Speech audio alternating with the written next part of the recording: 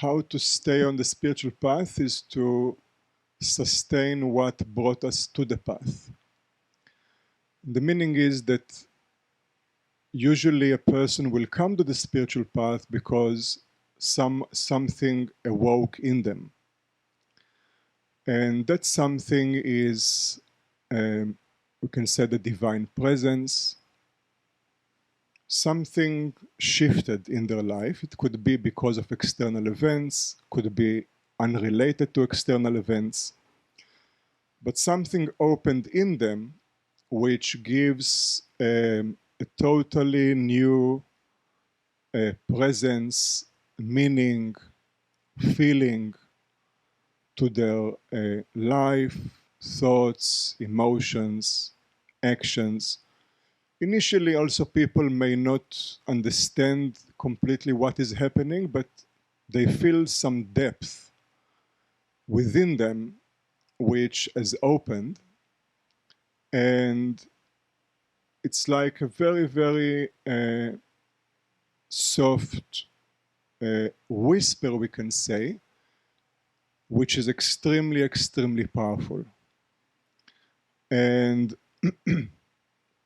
the idea is that to stay on the spiritual path, we need to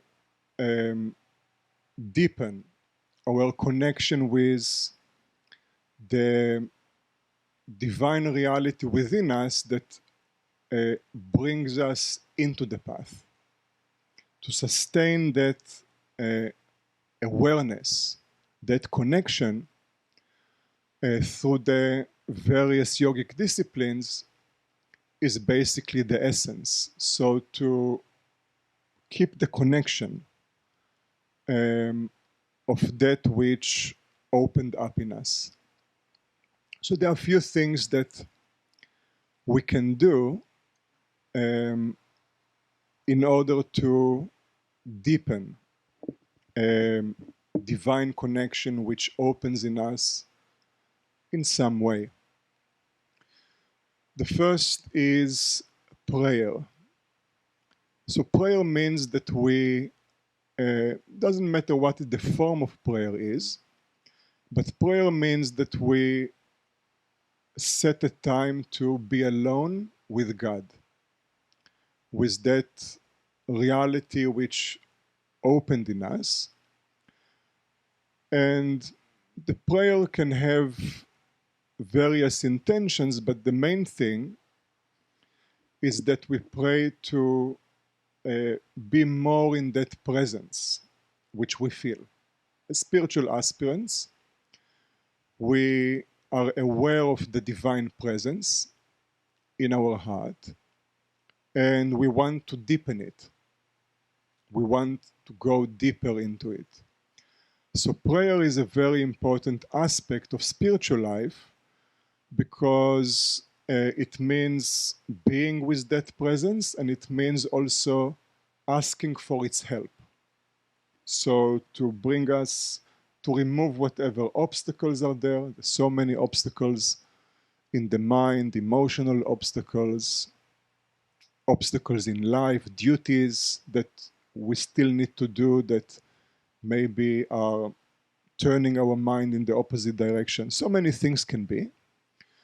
So prayer means that we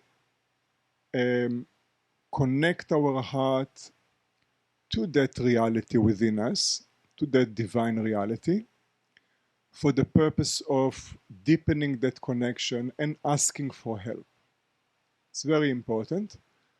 The asking for help is because we are, in asking, we are recognizing the capacity to receive the help, to receive the guidance.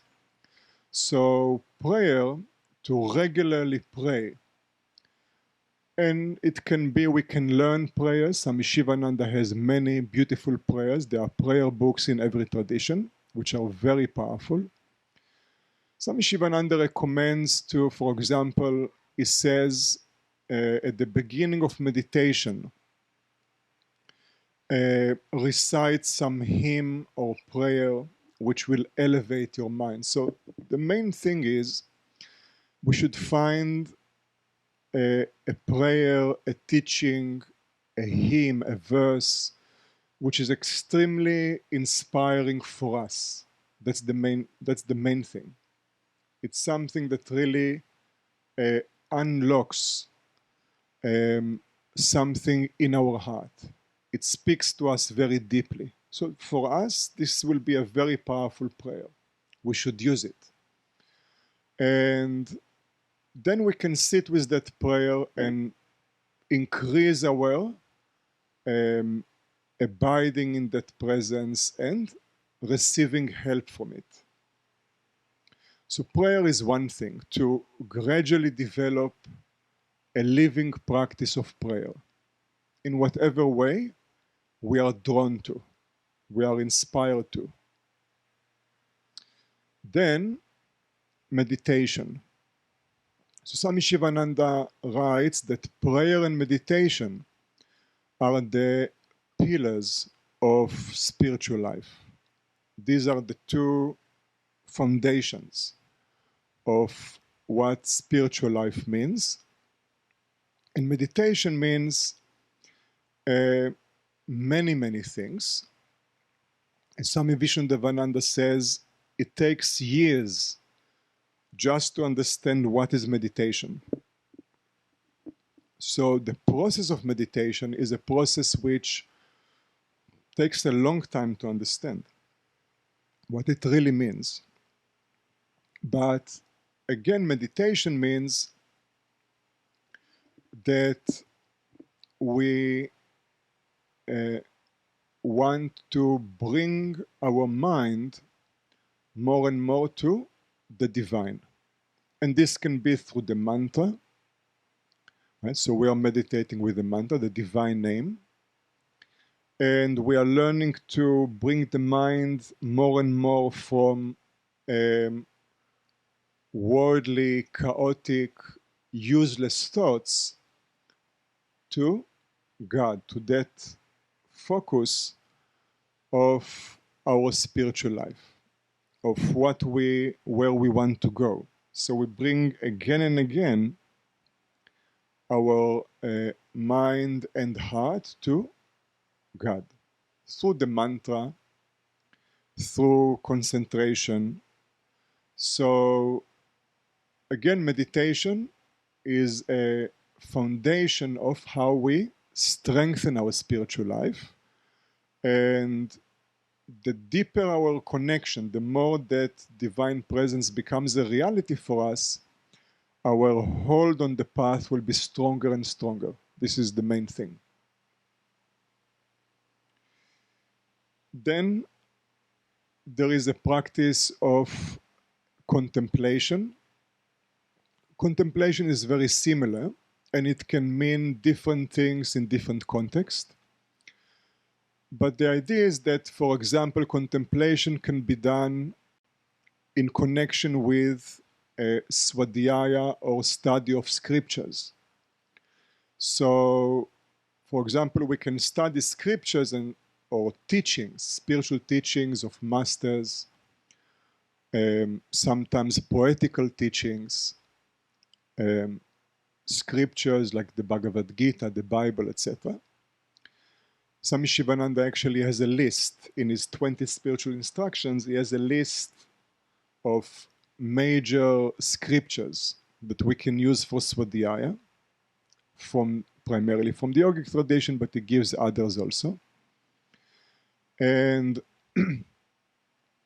this swadhyaya, or a study of spiritual teachings, what it does, it again very powerfully brings the current of the mind, the current of thinking, to connect with the divine, with God, with reality. So we can see the impact of information on our mind. What happens when we associate with certain type of knowledge? Right? So certain type of knowledge is very scattering for the mind. It makes the mind very forgetful.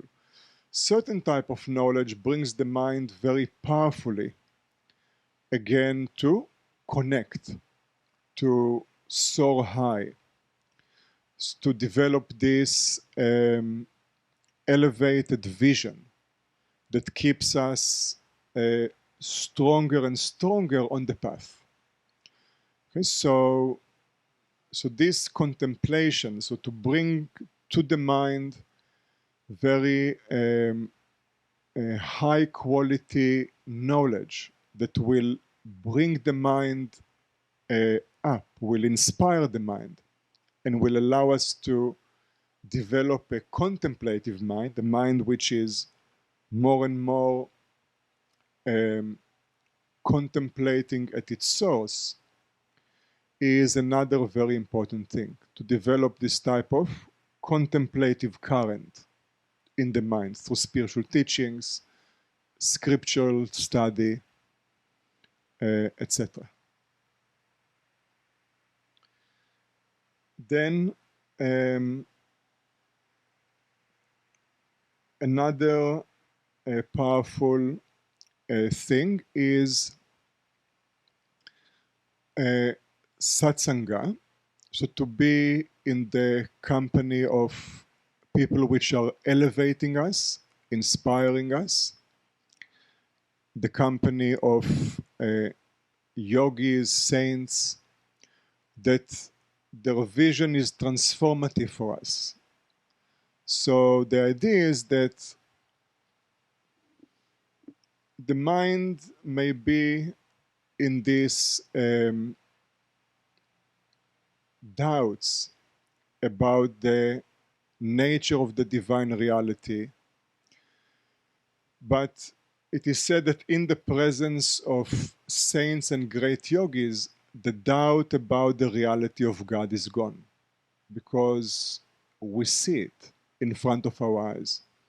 So people that have great spiritual attainments, their presence is very transforming, and it's very uplifting and connecting us very deeply to our own spiritual goals, to our own spiritual vision, and it will strengthen our spiritual path very, very strongly. So to connect with yogis, with saints, with strong practitioners is a very important aspect of strengthening our spiritual path and making sure that we stay on that path. At the same note, we can also say that as much as we can to avoid negative company. How do we know what is negative company? So Swami Shivananda says we know the nature of the company by its effects on our mind. That's how we know. Negative company doesn't mean that someone is evil, right? So Swami Shivananda calls this evil company. It doesn't mean that someone is an evil person, but it means that their effects on our own mind are negative effects. That's the meaning. What does it mean? Swami Shivananda says all these type of thoughts that as a spiritual aspirant we are trying to control, subdue, purify, etc., in the presence of negative company, they become like tsunamis, like huge waves. That's how we know we are in the presence of negative company. Okay? So by the effect on the mind, that's the idea. So it's very important to be in the company of elevating, inspirational company, and as much as we possibly can to avoid the association of negative company. So this is another important aspect of strengthening, establishing our spiritual path, becoming stronger in our ability to follow the path, because also negative company will induce confusion and lack of clarity in our mind, and positive holy company will produce certainty and clarity in our mind. So it will help us to be stronger in the path. Then the yogis recommend um, to do things like being in nature, um, even to be in nature alone is very beneficial. For example, in the weekends, we can go and be a little bit in nature. Nature holds the presence of God very vividly, and because of the quality of sattva or purity. So to be in nature immediately points the mind within. We feel more contemplative, more at peace, and all sorts of confusions can be cleared from our mind. So for yogis, it's very healing, very beneficial to retreat to nature every now and then as a form of spiritual retreat, to meditate, to read, to be quiet. All those things are very beneficial. And then also practices like a pilgrimage, to go to holy places, is very important, just like satsang, in the presence of holy people, great yogis, etc. The divine presence is very powerful. In holy places, the divine presence is very powerful. So again, they are very helpful for us to get stronger and stronger in our path. It's a practice of bhakti yoga. So we go to abide in the spiritual presence that is imbued in those places. And so to go to places of pilgrimage is very helpful. Every now and then to retreat to places like ashrams, where the spiritual force is very vivid, is very helpful. So all these things are very helpful to make us stronger on the spiritual, on the yogic path, and eliminate obstacles that may be there.